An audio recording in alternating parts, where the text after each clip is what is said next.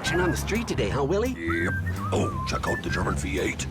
Ooh, 64 Dream Car. At Shelter Insurance, we insure all your favorite rides and have since 1946. Sweet pickup. Hiya, Muggsy. Yo. From Hot Wheels to hybrids, we've got you covered. Hey, mailman. Love those shoes. Hey, where you going? Shelter Insurance.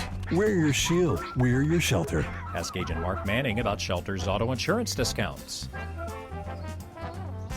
For years, the battle has raged about who has more spirit, Newport Greyhound fans or the Batesville Pioneer fans.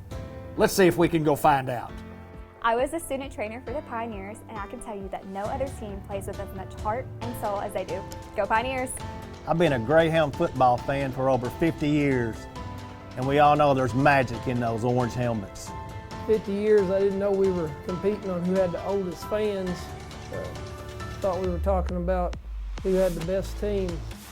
And you're going to need some magic because Pioneer never quits. Give me just a second, I'm allergic to dogs. I've been sneezing all day. Yeah, Pioneer never quits. Greyhounds have the best fans because we keep the tradition going from generation to generation. Oh, wow! The Pioneers have my heart, and the coaches dream of this game all year long. Yeah, they're dreaming about winning. I was a Pioneer cheerleader, and I know the Pioneer fans are always on point. As a former Greyhound lineman, I learned that Newport fans and the players always have each other's back. I'll pass on being anything other than a Greyhound. While this score may never be settled, one thing is for certain. Both have limitless enthusiasm for their teams and their towns. And at the end of the game or the workday, we are not divided by our differences, but united by our passions.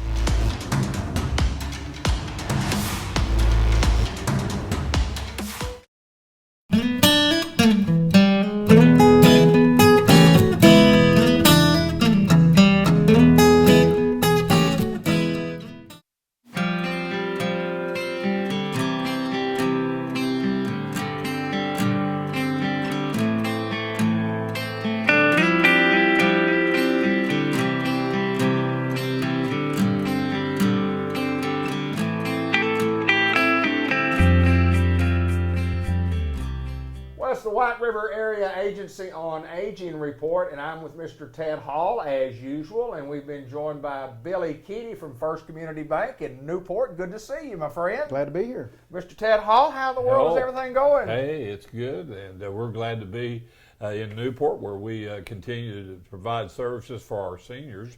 But all of a group of folks like First Community Bank, what better way to be a part of them, and we do business with them. We do business with lots of folks, but we know that they're all about the community, and we're glad to have Bill today to maybe just say a few words about First Community and how long you've been here and any background you want to say about First Community.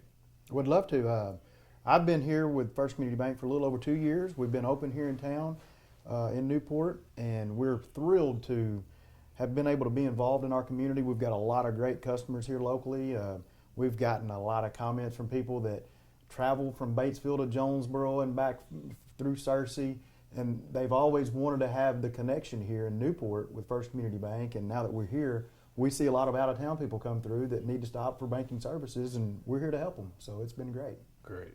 Ben, I won't ask you this, but a tremendous plus for the community, because that's what we stand for, community. I mean, it's just First Community in Newport, Arkansas, but you guys do a lot of stuff to give back to this community. You personally do a lot of things to give back to this community and the kids in the school here, but talk about your community involvement and what it means to you to be right here in Newport. The main thing that I would say about what we do at First Community Bank is if a person deposits money here or does loans with this bank, you can rest assured that we're going to give back to our community. That's been the thing that I've learned the most in the last 2.5 years being with First Community Bank is the actual true commitment to the community that our leadership has given, not just to Batesville, Arkansas, not just to Searcy or Jonesboro, but to all of our branch communities. And in Newport, we've been involved with several different organizations, and it's been fun. It's been great to be able to help different groups. Mr. Ted, that's what we do. We take care of seniors in our communities and cover a lot of counties and a lot of towns and at White River Area Agency on Aging, and that's just what we do. Absolutely. You know, the virus, we hopefully is on the downside, but you know, we've actually continued to work through the entire time this has been going on. And, you know, we have 600 aides that are in people's homes every day providing baths, cooking, doing whatever they need to do to help our seniors. And so we're continuing to do that. We've continued to do that, and White River Area Agency on Aging been around over 40 years. So we just want to make sure that folks know we're here in town and been here for a long time, and that they can give us a call. I have the local number is 870-523-4982. That's actually here in Newport. And then our 800 number is 382-3205. So lots of times folks will call us and they'll have questions about whether it be Part D insurance or whether they need services for their loved ones, whatever it is, that is what we do. And we are the voice of seniors for Arkansas. We have AAAs all over the state of Arkansas representing seniors. And so whether we're taking care of folks in Newport or in Independence County or wherever, our job is to take care of seniors. And we also carry our banner, you might say, David, down to Little Rock when legislature meets, make sure that seniors are being represented correctly. So we have our representatives, they're very supportive of us, so we appreciate all those things. And then also we have assisted living, which is what we call Eagle Mountain Assisted Living. That's in Batesville, and we continue to serve those folks even through this pandemic. And we were under the same guidelines as a nursing home, so we actually had our folks sort of, you might say, not literally locked in, but they had to stay within our facility. Now, they could be taken out, but they had to wait 14 days to get back in, and all those kind of things. But anyway, all that's kind of hopefully on the downside. We still a little bit careful about how we have visitors come in, but still we're still operating. And so we have HUD housing. We have 188 HUD housing units throughout our 10 county areas. So again, it just shows we're trying to work with seniors and making sure that we're taking care of seniors of this area.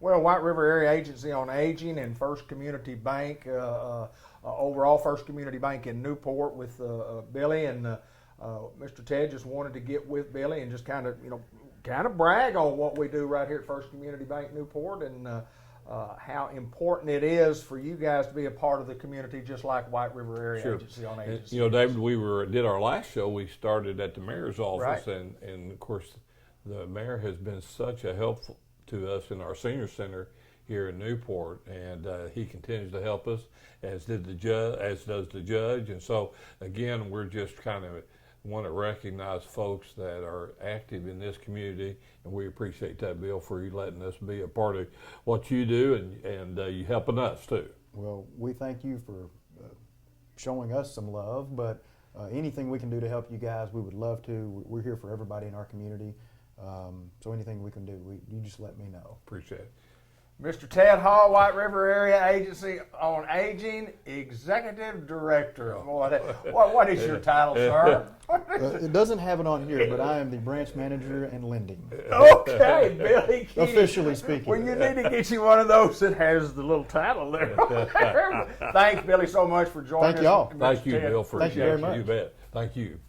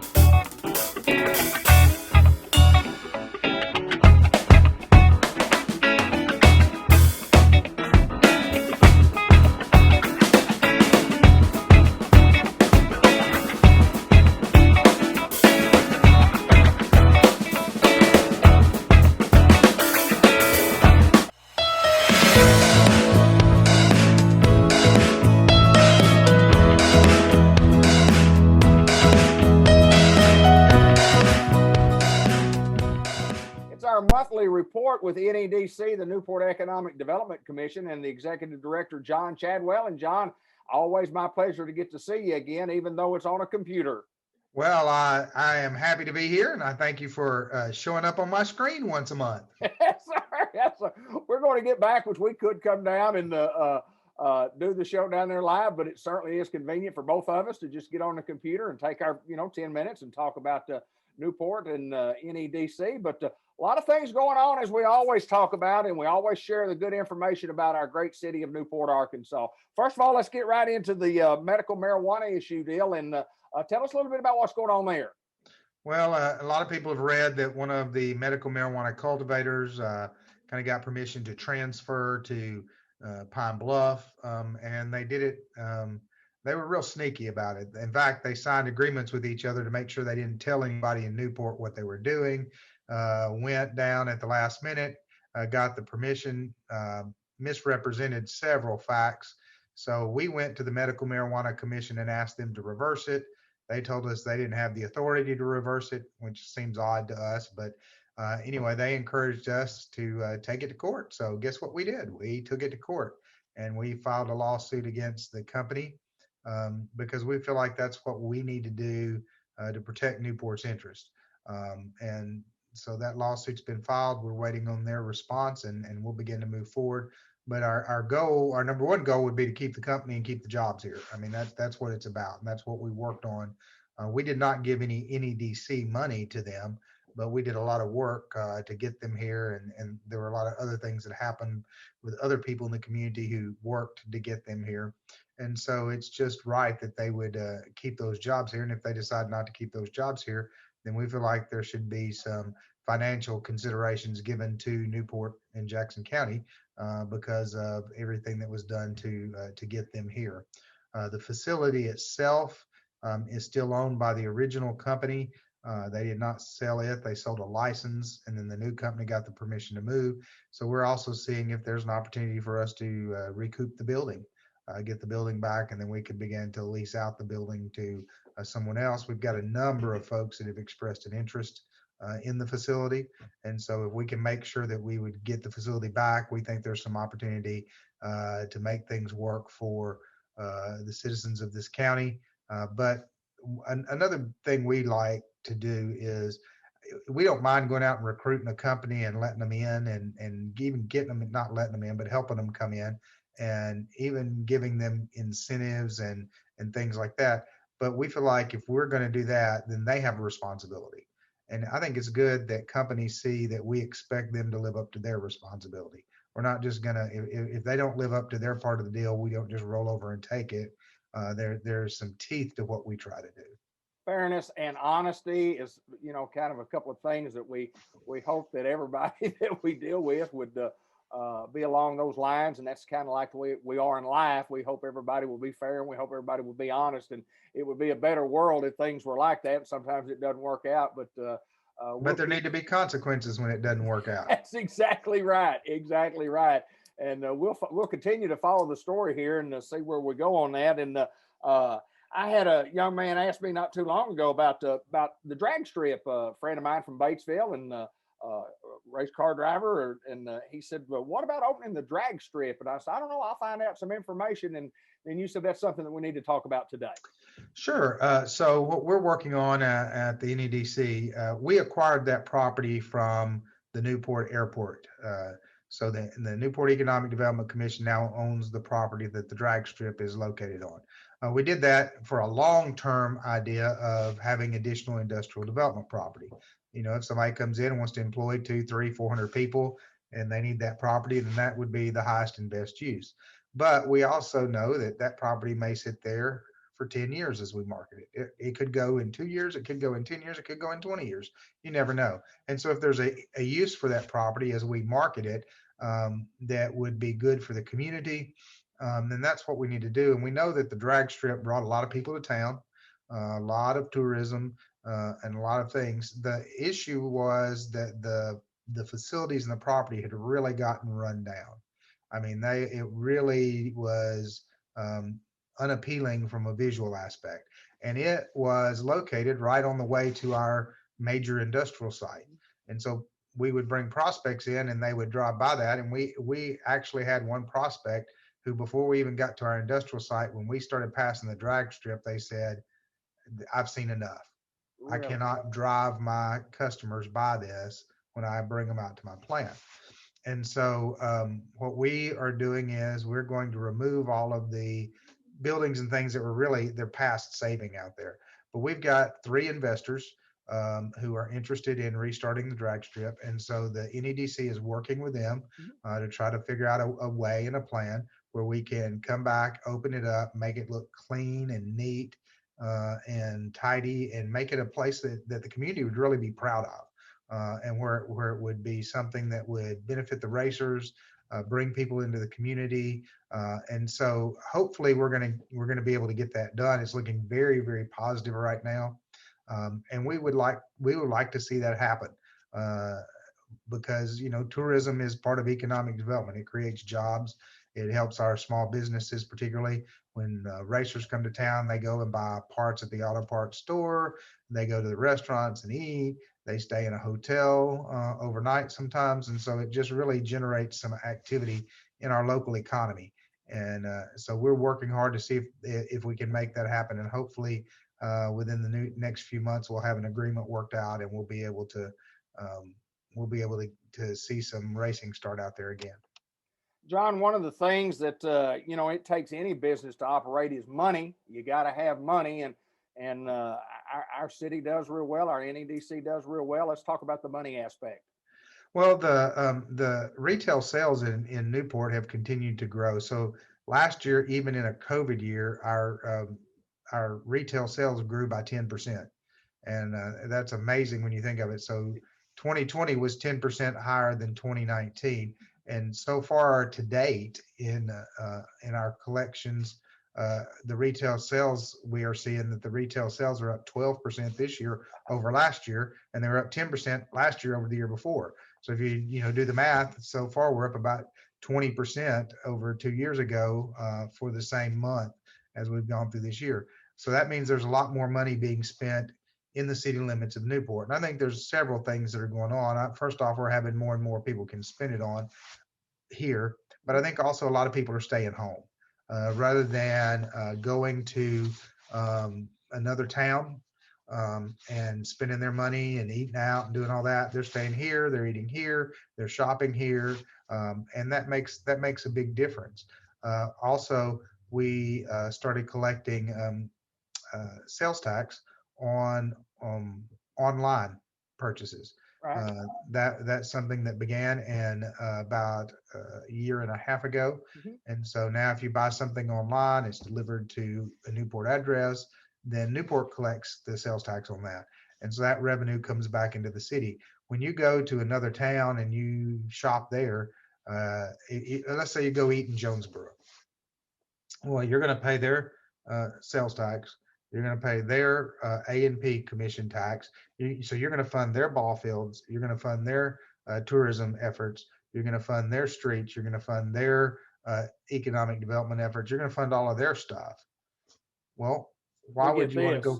Yeah, why would you go fund all of their stuff when you could do the same thing here and you fund all of those things here? You fund the ball fields here. You fund tourism activities here. So by spending and doing things in our community, those retail sales, without charging any more sales tax than what you already have, those retail sales generate more money that's just put right back into the community in infrastructure and in places for your kids to enjoy and things like that. So we are very fortunate that we see that trend that retail sales are growing in our community, and that also is going to give us the opportunity to do more things for the community. John, before we get off here, and I didn't mention that I wanted to talk about this, but I want to reiterate again of how well that our officials and our government, NEDC, how you guys work together and make this thing work. I would just hate to think about where we would be if we didn't have an NEDC and we didn't have the people in place that we have right now to make our little old city be what it is today. We're blessed with some great leadership, and we're really blessed that all the leadership gets along well.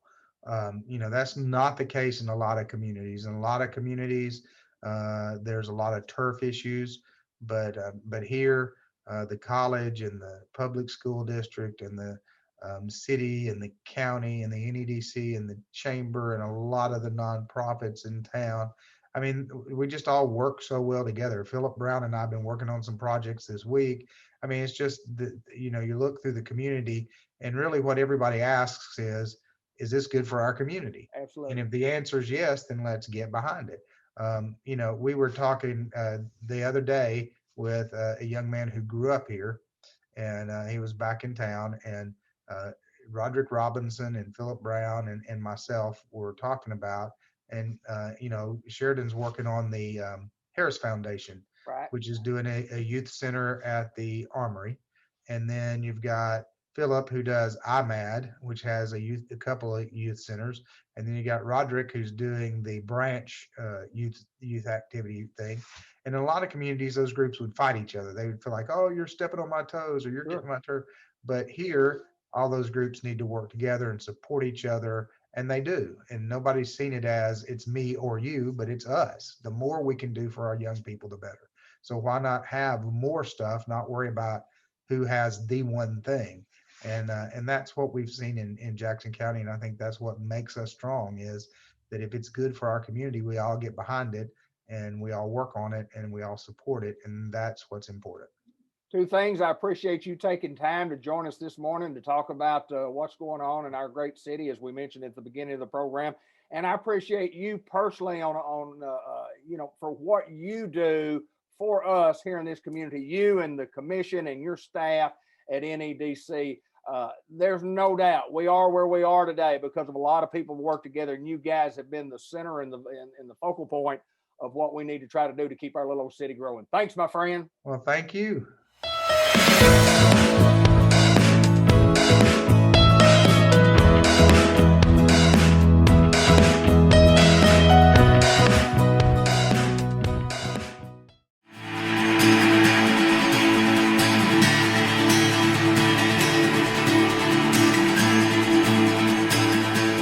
Customized vision care in the Newport Village Mall in Newport, Arkansas. This is Dr. Gavin McDowell.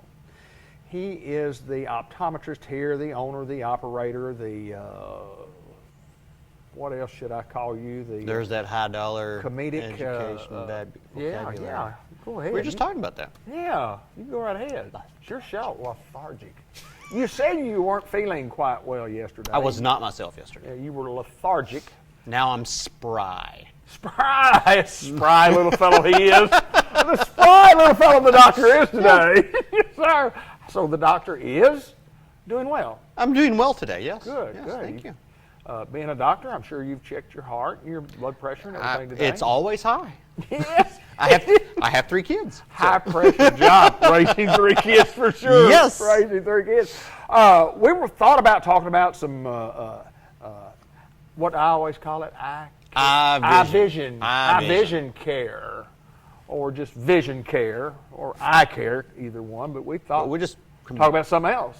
It's a marriage of the two. I want you to tell everybody about your happy birthday singing at the Apollo Theater. Yeah. In New York City. Great story. I didn't believe him, but he did it. I've got evidence. Go right ahead and tell us. What is your evidence then? You told me. Okay. Good enough for me. All right. That's good enough. All right then. I can't wait to think of a few other things to tell you. Anyway, now my wife and I went on a weekend trip to New York City, and the group we were on a tour with we kind of intermingled with 2 other tour groups. This is back when you could do that type of thing, right? Crowds and stuff. But one of the stops of the tour was at the Apollo Theater, and we sat in the audience seating and I can't remember the man's name for saving my life. But anyway, he was talking about the history of the Apollo Theater, and he's like, you know what? Let's have an impromptu singing competition, just like they normally have on their open mic night or whatever. And on the trip with us was 3 generations of women, and they were celebrating the matriarch's 90th birthday over the trip. And I said spry earlier. This 90-year-old woman could could flat keep up with everybody and Is run that circles. right? She was spry. But anyway, since they were celebrating her birthday, I said, you know what? I'll get up there and sing, because no one. I mean, you can get up there and sing anything you wanted. Sure. So I said, I'll get up there and sing as long as Miss, and I can't remember her name either. We talked about this last time. I can't remember names. Chuck? Anyway. Robert. Robert. So that's, I'll go sing as long as, Miss So-and-so will go with me. And she had this dazed, confused look on her face. And as we walked up the stage, like, it'll be fun. We'll just figure something out. And so some teenager in front of us who had some singing ability sang, did a great job, would not have gotten the hook. And then it was our turn to follow. We had to follow that, and so I stepped up and said, all right, if everybody will help join in and help me on this, we're going to sing Happy Birthday. So we all sang Happy Birthday to the woman. So I sung on the stage of the Apollo Theater in New York City. That is absolutely awesome. Yeah. I don't know of anybody else, and I know a lot of people that have ever done that. That's pretty neat. I thought so too. I thought to myself, I can't pass this opportunity up, so I had to think of something. So, yeah. You can tell that story to your kids, to your grandkids, to people that really don't care about stuff like that. Yeah. To people like me that it kind of intrigues. Next time we need to talk about the time I foiled a pharmacy heist. Oh, yes. There we go. I know that story, too.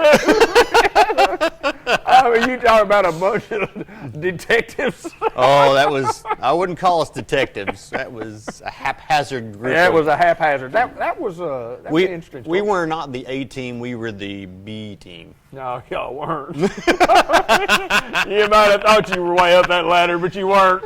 We were the I knew a lot of guys that were in on that, so yeah. We'll tell that story next time. You bet. But I do want you to mention about you being honored as most likely to succeed in the annual. I was voted most likely to succeed from a class from a high school that I didn't attend. That's pretty I was awesome. put on their yearbook cover and everything. I mean, you've got to be real good. I mean, people have got to yeah. really know that you're going to succeed when you're voted that, and it's the cover shot of the yearbook for a different school you didn't go to. I mean, how I was did that also happen? voted most likely to travel in time by the class of 2033.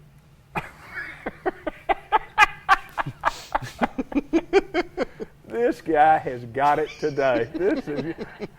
Sometimes we do talk about eyewear. Eye vision. Eye vision. Sometimes we do talk about cataracts. Sometimes we do talk about Cataracts, 20/20 vision. glaucoma, macular degeneration, Yeah. dry eyes, But that's allergies. Allergies? Right now is a great time to talk about allergies. What about allergies? They we have them. We have them right now. Yeah.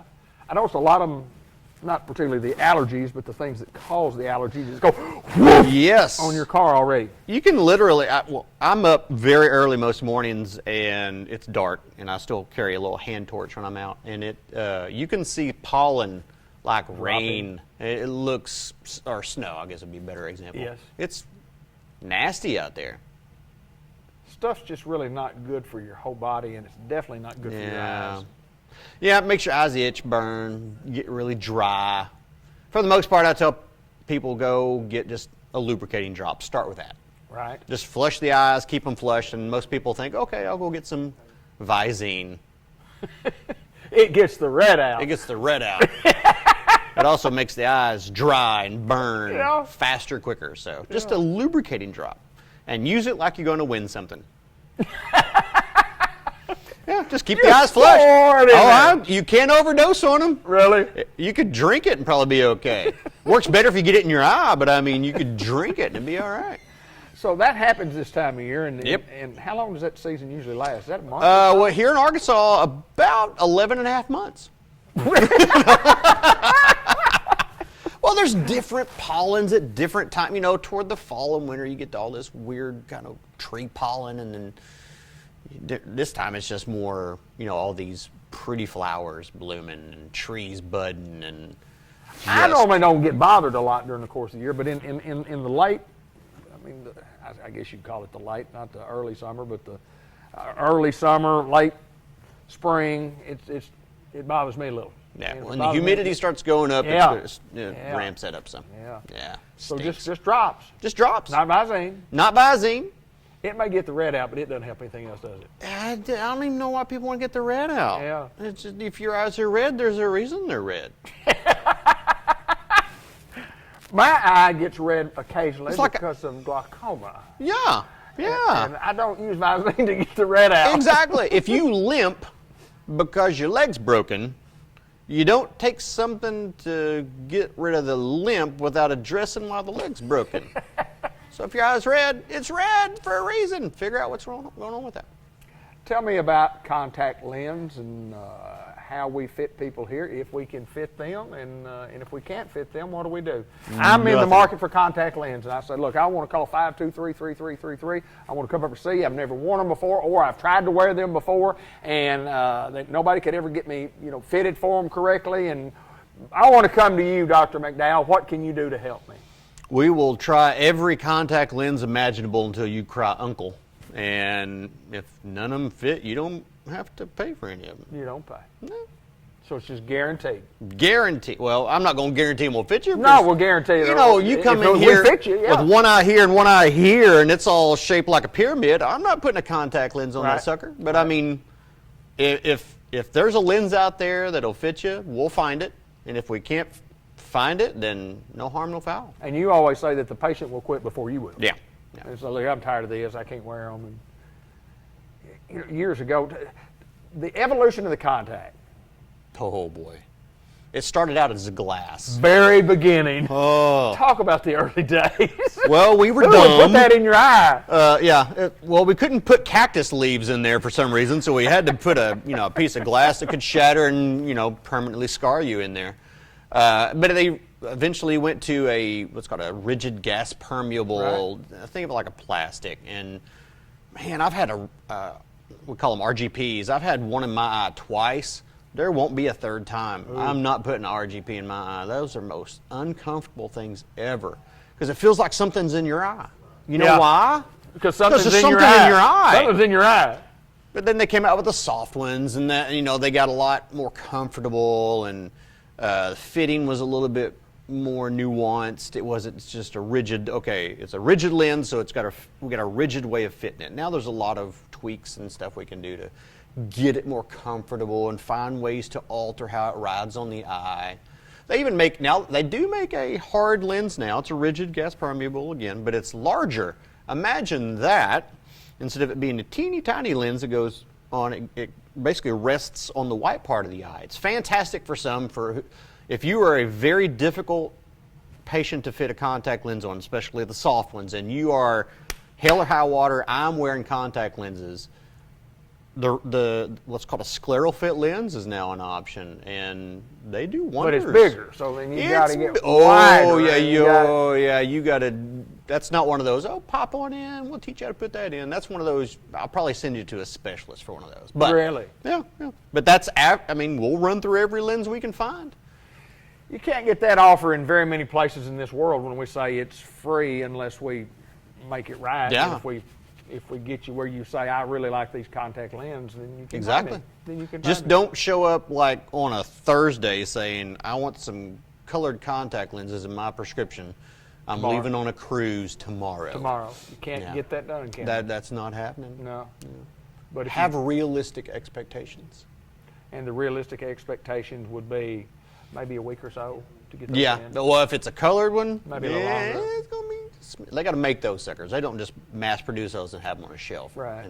And transportation has not been quite. Oh, my chickens. True story. Let's hear it. True story. We have a patient who is called at least 3 times a day for the last week and a half, wanting to know if her glasses are in. Mm-hmm. Hadn't made it yet. Hadn't made it. We really anticipate them kind of anytime, but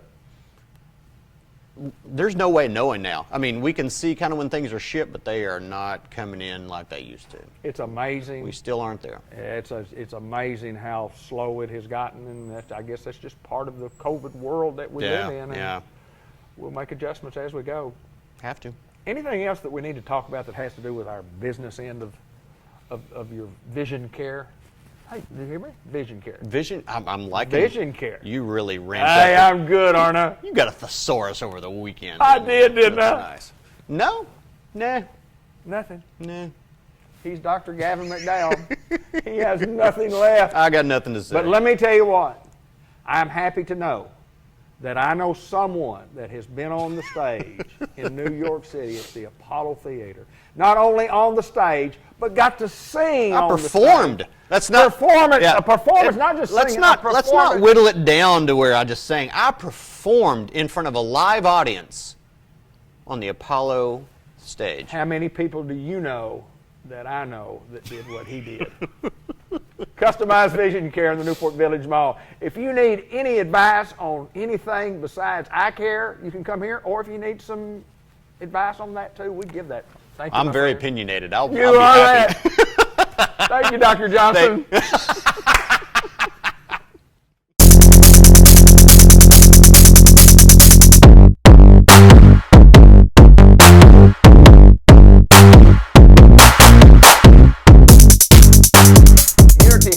Medical Center report each and every month here on Cable 15 TV, right here on Facebook. And we're joined by Leanna Heisler, who has a very interesting story about how she got to where she is today. First of all, welcome. Thank you. First of all, second of all, I guess, tell us a little bit about you, tell us a little bit about your family, and tell us a little bit about part of the journey of how you got to where you are now. Pediatrics at Unity Health Harris Medical Center.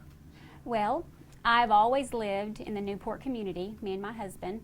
He was raised here. Right. And so I went to Tuckerman School District, graduated, and knew early on from high school that I wanted to be in the healthcare field. Knew I wanted to be a nurse from early on. And then in 2003, got my LPN degree out here at A-State. Mm-hmm. And then did that till 2006, decided to go further, got my RN degree out here at RNEC, and then worked in the nursery department here until 2018, decided I wanted to go further for my APN, wanted to help children, and got my APN, and here I am today. Well, I always ask it, you know, when I talk to APRNs and doctors and those people that are taking care of people, mm-hmm. Where along the way did you decide that's what I'd like to do? I mean, so was there a striking point at some point? There was. Always working in the nursery, you know, you do acute care. And these little babies, I mean, you send them home. Sometimes you transfer them to Children's Hospital. And I wanted to know more about them. I wanted to see what the outcome was. Mm-hmm. And I don't know, it just intrigued me, and I wanted to be hands-on with them. And so I knew that I wanted to go further. That way I could have that opportunity to do that. Oh, that's awesome. That's awesome. When you talk about pediatrics, kind of tell us about ages that you treat and what you see here. From birth to age 21. Okay. And so I get to watch them grow up, and it's amazing.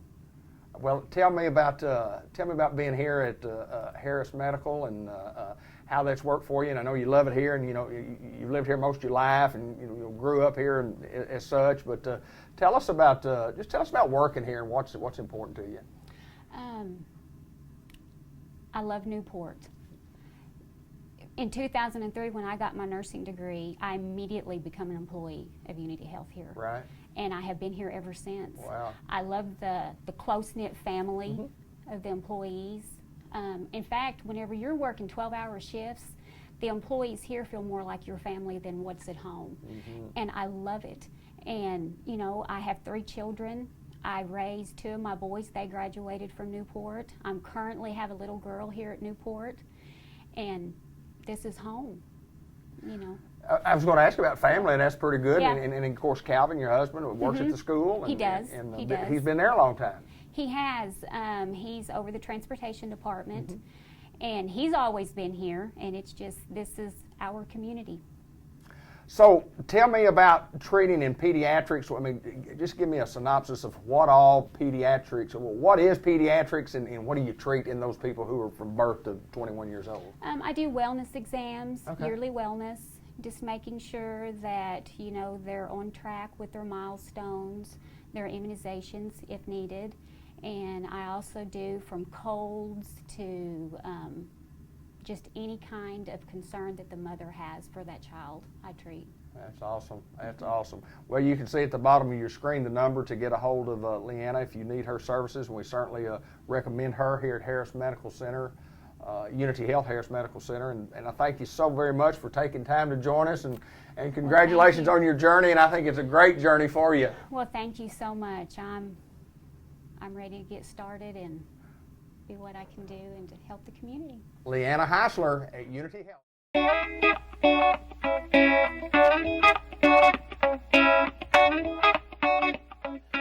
Hello everyone and welcome to April. This is the April edition of the Farmers Supply Association Agriculture Report. I'm Randy Klepechka, agronomist with Farmers Supply Association.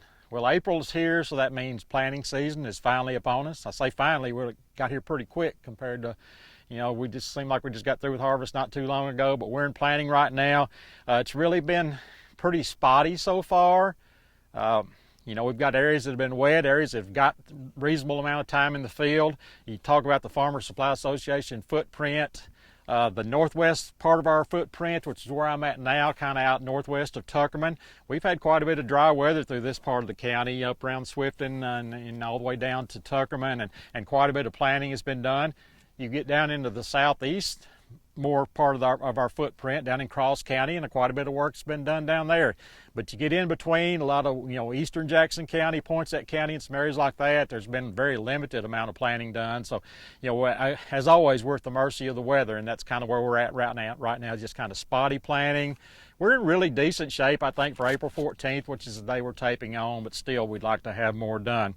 We've had rice planted, we've had corn planted, we've had grain sorghum planted, and we've had soybeans planted. And you can see right now that we've got a soybean field behind us right now. You know, nowadays, these planting dates, these planting periods are all just a blur. You know, used to we'd plant corn, then we'd plant rice, we'd plant beans, but now everything just goes on at once. Kind of makes it hard for, you know, suppliers like the co-op and others to, you know, supply seed and all that, but we get it done, and the farmers really want to plant everything early if they can. So that's kind of where we're at right now. So what I want to do today is talk about soybeans. You know, there continues to be a lot of interest about high yield soybeans. You know, we've had these yield contests, and these guys, Kip Colors up in Missouri started this maybe 15, 20 years ago. And nowadays it's down in Georgia, Hula, and also Dowdy are a couple of the names that we hear a lot about talking about high yield. So, you know, there's farmers' interest because of that. So what I want to do today is talk about some of the things that a lot of these guys that are pushing high yields, specifically in the state of Arkansas, do. And, you know, I don't want to turn anybody off that's kind of more conservative or whatever, because you can use a lot of these things even if you're just conservatively trying to push high yields. Everybody wants high yields, but some people are willing to go the extra mile, maybe spend some extra money, do some off-the-wall things to try to get them. Others are more conservative trying to get their high yields. So I think some of these things I'm going to talk about really apply to everybody. These are some of the things that the guys that made over 80 bushels in the Go for the Green yield contest in the state of Arkansas did last year to achieve those yields. So again, I'm going to talk about those, maybe give my opinion on some of them. And, you know, some of these things, again, are for the high yield guys. Some of them can apply to anybody. I want to start out with field selection for good yields of soybeans. Obviously, number one thing is going to be drainage. Both internal drainage and external drainage is very important, so we got to have that. Of course, you're not going to do anything about the internal, but there's some things you can do about the external to help on that. Land preparation in the fall, and I think that's the key to some of these guys. We're going to talk about planting dates later. You want to plant soybeans earlier, especially if you're pushing those yields. So that ground's got to be ready when springtime gets here, when April gets here. You know, a lot of times you don't have time to prepare in the spring because it's wet. So if that's ready in the fall, then you're ready to go. You can just you know, spray Roundup or some type of burn down and go ahead and plant in April. So I think fall preparation is very important. Also planting on beds, as you can see behind me. Of course, most people have adopted planting on beds now, and obviously that's going to help on drainage as well. So those are some of the keys on the fields that are best suited for really pushing soybean yields. Varieties. Almost all the varieties that are in these contests. I looked again at the Arkansas yield contest results. Every single variety was an indeterminate Group 4. All but 2 of those that made more than 80 bushels were in the 4.5 to 4.8 range, so we're in that mid to late range of Group 4s. 2 of them were 4.2s, but again, most of them were in that mid to late Group 4 range. Looking at herbicide technologies, 21 of those were Extend varieties. 1 was a Liberty Link. In fact, the Liberty Link is just about 4 or 5 miles or a few miles south of where we're at right now in the Tuckerman area. And they made 93 bushels with the Liberty Link. And a lot of people think that, you know, Liberty Link doesn't have yield potential, but some of them have good yield potential. There was 1 Roundup Ready 2 variety and 1 conventional variety. So again, most of them dicamba beans, Extend beans. So, but there are some other technologies certainly that can get those yields too. Next, planting date. Again, we said a while ago, early planting. Again, one of the goals of this is early planting is to get canopy closure by summer solstice when we've got those long days of daylight. That way we can intercept that light if we got a good canopy of soybeans out there. So planting early is what we need to do to get this. Looking at, the Arkansas results from last year, out of the 24 varieties, 24 fields that made 80 bushels plus in the contest, 13 were planted in April, 9 in May, and 2 in June. So again, most of them pushed towards that April range. And interestingly enough, I looked, there was 2 farmers that made over 100 bushels last year. I looked at those planting dates, and both of those guys planted on the 10th of April. So so you can see the higher you want to push those yields, it seemed like those earlier planting dates is where you need to be. Seeding rates. And I found this pretty interesting. You know, you'd think that maybe you want to push those seeding rates up a little bit if you're going for these higher yields, but interestingly enough, the average seeding rate among all these was 137,000 seeds per acre. So I normally recommend about 140. So you see, these guys aren't pushing seeding rates any. They found that you don't have to do that. There's some negative things almost about getting too high on your seeding rate. So again, right around that 140 to 150,000 seed per acre range is about where you need to be. Seed treatments. Most people that have adopted the use of seed treatments seem like more than ever. Most of these guys, I think pretty much all of them, have used the insecticide, fungicide seed treatment on their beans. A lot of people are using inoculant to get the rhizobia out there to fix nitrogen to help on that. So a lot of people are using inoculant to help with that. And of course, we've got those rhizobia in the soil if you've been growing beans, but certain situations it may help to have that inoculant, especially when you're getting into those May plantings and later. There's a lot of biological materials out there that guys are using as well. So again, that's not everybody's using those, but a lot of guys I noticed were using those. Fertility is one of the big things. Mainly potash and boron. I think those are the biggies. Most of the guys are using either commercial fertilizer, litter, or a combination of both. And again, they're really trying to get that fertility up there in that high range, especially for potassium. So potassium and boron are the big ones. You can use the Aspire fertilizer like we sell, and that has the potassium and the boron both in the same prill. A very good source that's proven by university research to be very effective. So again, get those potash levels up there. Make sure you got the boron out there, especially on these rice soils that have the high pH in our area. Other fertility issues, not everybody's using these. It's kind of some people like them, some people think they help, some people don't. Some people don't want to spend the extra money. But additional nitrogen, such as just applying urea or ammonium sulfate to the field during the reproductive stage. The soybean plant, of course, makes its own nitrogen, but once those yields gets above 70 or so, it doesn't really have the ability probably to make as much as it needs or make what it needs to produce over those high yields. So a lot of people supplement with additional nitrogen again at that bloom stage. Some research has shown that to be effective and some otherwise. It's still kind of a mixed bag as far as people's feelings on that. But again, if you're pushing things, that might be a good idea to go ahead and supplement with some nitrogen later in the season.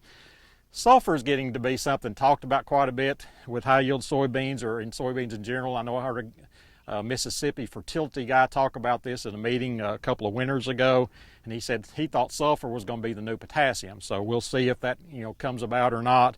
But some people are supplementing with some type of sulfur, whether it be ammonium sulfate, sulfur plus, which is a product we've got now this year. So again, that's something that you might need to use.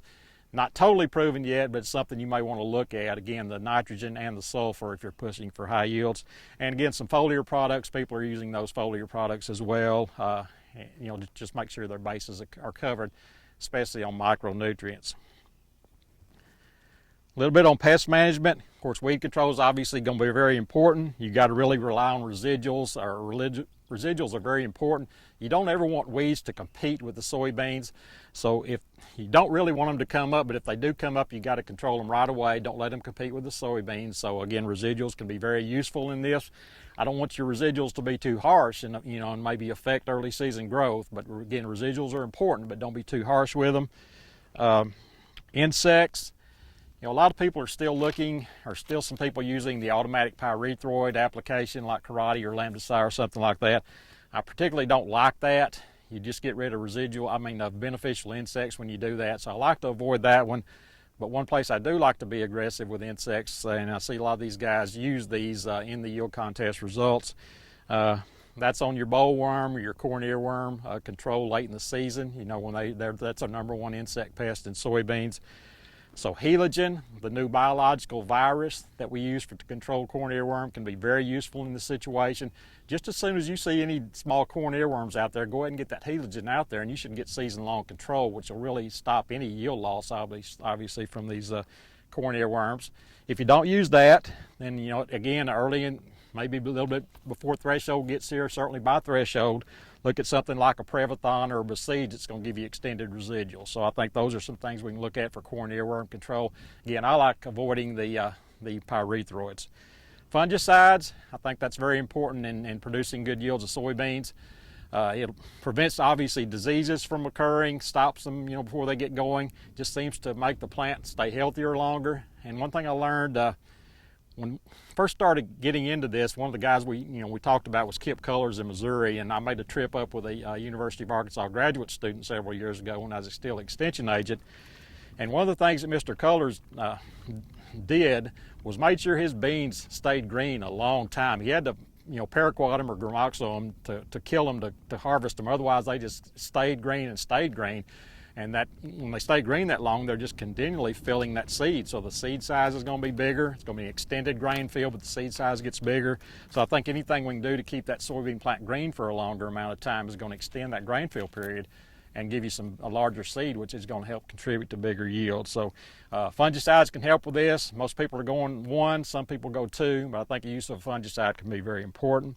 So these are some of the things, again, that people are doing.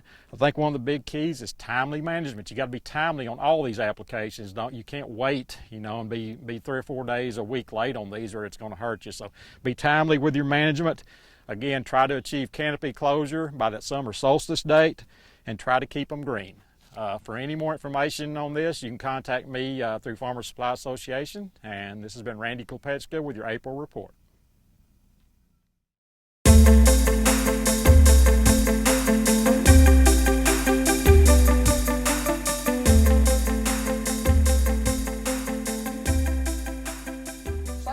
Place, North Pecan Street in Newport. This is Jay Cox right over here. He's a familiar face.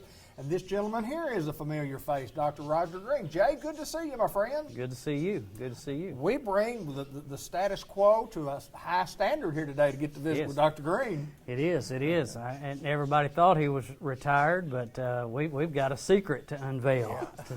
Let's talk a little bit about the secret before I talk with Doc. All right. Well, one of the good things about St. Michael's Place and what's going on now is that we are allowing visitors back in. It's been a while since you've been in the building. Yes. And so just having you in the building is a step in the right direction. We've been talking for months because of the COVID and the pandemic has hit that we've not been able to allow visitors in, and now under certain regulations, we can allow visitors in. So family members are coming in to see their loved ones, which has really boosted the morale of not only staff but residents. And so things are going really well here at St. Michael's Place. And so we just want to just let Newport know that everything's going well here, and we're just growing and moving forward, and we're just glad to have family members and you know, citizens are coming. You know, family is coming in, but also friends. You know, people that haven't come in and seen their friends in a long time are also able to come in. So not just a blood relative, but also friends can come in as well. So, and there's certain regulations. You know, we're following social distance guidelines, with the exception of us sitting right here, and that's kind of funny. But well, we're social distance. You know, we are somewhat, but also. You know, we check your temperature at the door and different things. So we are following some regulation rules and things, you know, when you come in. But you can come visit, and so that's a big plus for what's going on here. Right now, there are no COVID cases in the building, and so, you know, that is 100% a good thing for us, and so we're excited about that. So things are looking up here. One thing that is really good for us, and you don't see this in a lot of nursing homes and rehab centers, is we now have Dr. Green here full-time on staff, and he has an office here and an exam room here, and so we are very privileged to get to have him with us. And so he's semi-retired, I guess we'd say. And so I'll let him talk more about how much he's here and what he does and things like that. Everybody knows Dr. Green, and so we are privileged to have him here with us all the time. Dr. Green, last time I visited with you over at the hospital on your last day, you told me you wanted to continue to work, and here you are.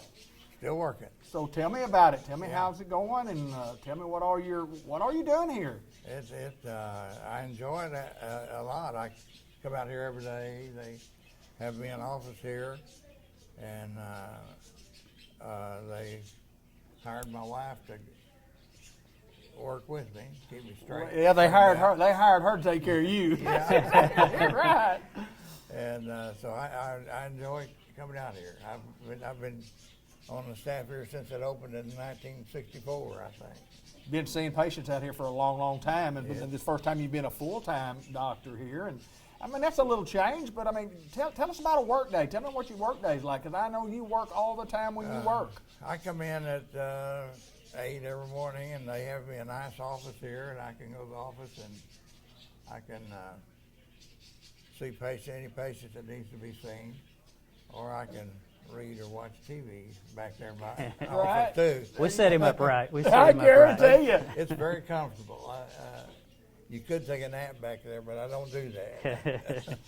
Doc, you've spent a lifetime, and you said you've been here since 1964 taking care of patients. You've spent a lifetime, and I think most people know that you. I mean, you've been here. You know, you've taken care of me for millions of years, but there's a lot of folks that you've taken care of, depended on you and your staff, and you continue to do what you love. Talk a little bit about your love for taking care of people.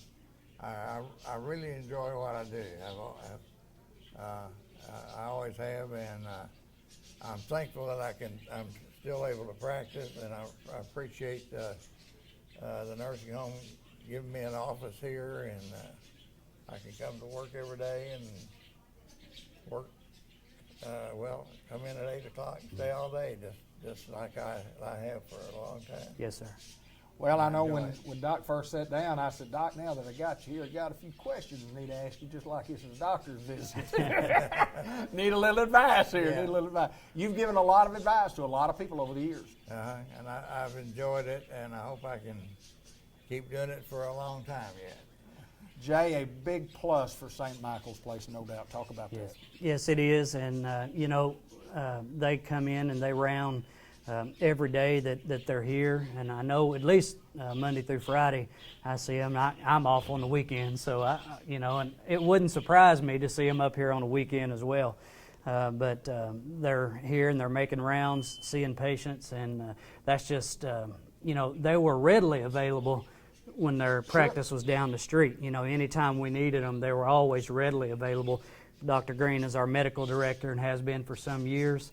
But now that they're here, you know, any question we have is just right down the hall. Or if we need something, you know, if there's a resident that's facing something right away, he's right there. It's an added security having a doctor right here in the facility. And like I said, most nursing homes don't have that. And we're privileged here in Jackson County to be the only home that does have that. And so St. Michael's, we're solid, we're here, not going anywhere, and it's a privilege to have Dr. Green with us. Yeah, no doubt. And you said they have a doctor, and then you mentioned you've got the doctor. Yes. You've got the doctor, yes, sir. Yes. Well, Dr. Green, congratulations on your new endeavor, and I know you'll do great. I know that the facility will love you and Kathy both being here, and I know the patients will love the care that you provide them. Thank you, sir. You're welcome. It's my privilege. I enjoy coming out here every day. And we're glad you're here. St. Michael's Place with a new addition, and it's the Greens. It's Dr. Green and Kathy Green, and again, he takes care of the patients. Kathy takes care of him, so everything's going to be good. Thank you, my friend. Thank you, Jay Cox. Top of the line care. We're glad they're here. Thank you. Absolutely. St. Michael's Place in Newport.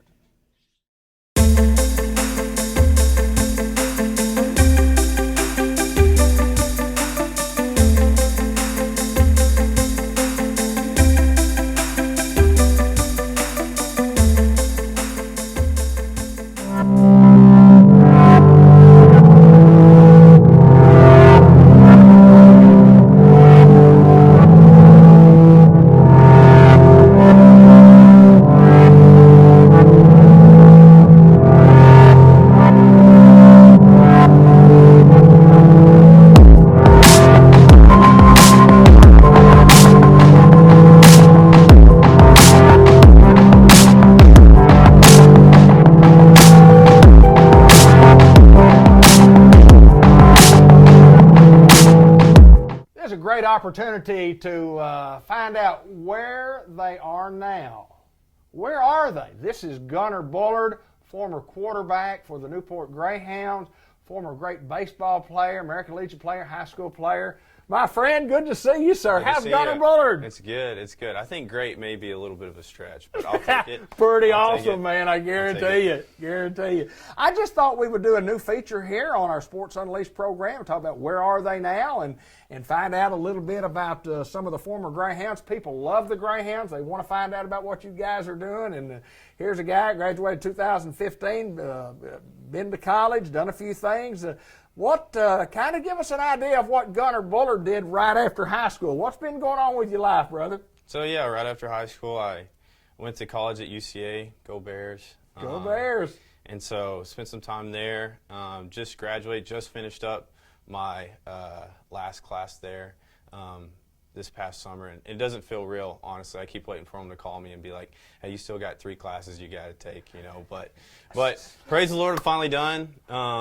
And so now I'm going on staff with a ministry called the Traveling Team. And so what we do is we just go around and talk to college students about Jesus and about the nations. And so I'm really excited to do it. I get to travel around the country, see a lot of cool things. And so, yeah, I'm super excited about this next chapter in my life. Well, you go to UCA and you dabble a little bit in playing some ball. And I mean, college is fun for everybody. And then somewhere along the way, you decide, well, maybe I'm having too much fun. I need to do something different. Yeah, that's a good point. Yeah, sure. Exactly what happened. Talk a little bit about that. Yeah, I mean, so just going to UCA, did the classic freshman thing, which I think most of us do. Yeah. You go through that season, and then there's just a point you hit where you're just like, this isn't as fun as it used to be, you know. And it's pretty empty. And so, luckily for me, during that time, I had some amazing people that just showed me who Jesus was. Not who I made up in my mind, but who he really was. Right. And that, I don't have to be one of these guys that just doesn't leave the house and just reads his Bible all the time to follow Jesus. You can have a good time and follow Jesus and without all these other things that I was using to cope in life. And so, yeah, just lucky to have some great people at the right time. You know? All right, you'd mentioned about going to these college campuses. How does that work? I mean, y'all just you've got a group that kind of sets you up some meetings, and what do you do when you get there? Yeah, so we have a great group back in Conway where I went to school who schedule the meetings, and then we go in and we'll just give a talk at one of these campus ministries. And so I'm lucky to have some mentors that are incredible speakers, and we go in, we just share what we call the biblical basis of missions, which is basically you get the whole Bible in an hour. So it's kind of hitting you with the hard stuff, and like it's a lot, but it's super encouraging, super impactful. And they've been doing it for about a decade now. And so it must be good enough to have us keep coming back, you know. But yeah, it's really good and really impactful, and I'm lucky to be a part of it. Well, I know it starts somewhere along the way, and you've got to make a decision, and that's what you want to do. And you've had a most everybody knows the story about Gunnar Bullard here, and you lost your dad when you were in high school, and a very impactful situation for you, and kind of led you in a direction. But anyway, we just thought it'd be good to find out about what some of these former Greyhounds, some older Greyhounds are doing. I mean, 2015. I mean, my goodness gracious, how old can a guy get? That is right, 15. Old, right? Yeah, that's exactly right. And kind of remind everybody some of the guys that you played with on it. We talked about that a while ago, just to kind of give our audience an idea of what group. You know, and of course Hayden was in that group. Who all did you play with? I played with good old Hayden Schultz. You got to call him out, or else he'll call me out on it later. He'll let you know. And then good old Colton Willis, one of my best buds, flying around at linebacker. And then, Carl Turner, he was a year below me, but, just a freight train back there. Yeah, he was. DeAndre Elston, just so many guys. We had a great squad. That I was lucky enough to learn so much through football. And growing up, we had, I think half of our dads were our coaches in Pee Wee. I was telling you the other day, I think we had 15 coaches out there. And it was just so cool to just grow up with those guys and play with them. Had some good times out there. As much joking as playing football, for sure. The Stuttgart game. Yeah. Tell me about that. Tell me what you remember about the Stuttgart game. That was a good time. Because we weren't going to win. That's a we weren't going to win, but we did. No. Talk about it. Well, we're down 21 at half, and this is a pivotal game. You bet it is. This is if we lose this game, senior year, you're trying to win conference. I think we came in second. Sophomore, junior year. So senior year, we're like, this is our last chance to win conference. And if we lose against Stuttgart, that's over. We're in trouble. Forget it. And so we're down at 21 at half. Yes, sir. And so the locker room, it's not good. It's not good. I'll say at halftime, it was not good. And Coach Hinesley comes in there and fires us up, shuts us up. Right. And so I remember walking out. Usually, you come out to the second half, and I probably annoyed my teammates so much just yelling and trying to get people hyped up, and no one said anything walking out. Quiet. It's just silent, and we're just walking out, and we're just focused. And so we go in that second half. We get stopped the first series, I think. And so, you're trying to score 3 touchdowns in a very limited time. And then we just got to make some plays. I remember Charlie Bell catching a ball and running for his life. I was like, I didn't know Charlie could run that fast. There you go. He was quick. I remember that too now. And then, we just kept putting things together. And then luckily that we got up. I think it was a 2-point conversion or something like that. I can't remember what put us over the top. Either. But right after we got on top, I mean, it was like a hurricane came through. It did that. And none of us could move the ball. And so thank the Lord that hurricane came through. It came they a might shower, have scored didn't again, it? But lucked out, pulled it off. Probably the best comeback I've ever been a part of, for sure. Well, it was, I've been doing it a long time, and it's one of the most dramatic comebacks that Newport High School, history. We've been down before some, but I don't ever remember us being down that much. It was a lot. And at half, and when you go in at the half, and it's survival, you don't want to get embarrassed. Yeah. I mean, that's what you're thinking. That's what we're thinking in the booth. We'll maybe come out here. Yeah. Maybe we score one, or they're probably going to get 2 more, and maybe 35-14 be okay at this stage, and we finished second. But what we did that night, didn't we? This is their homecoming too. That's right. Conference champs, though, for us. Wasn't it? At the end of the year. Yes, sir. Yeah.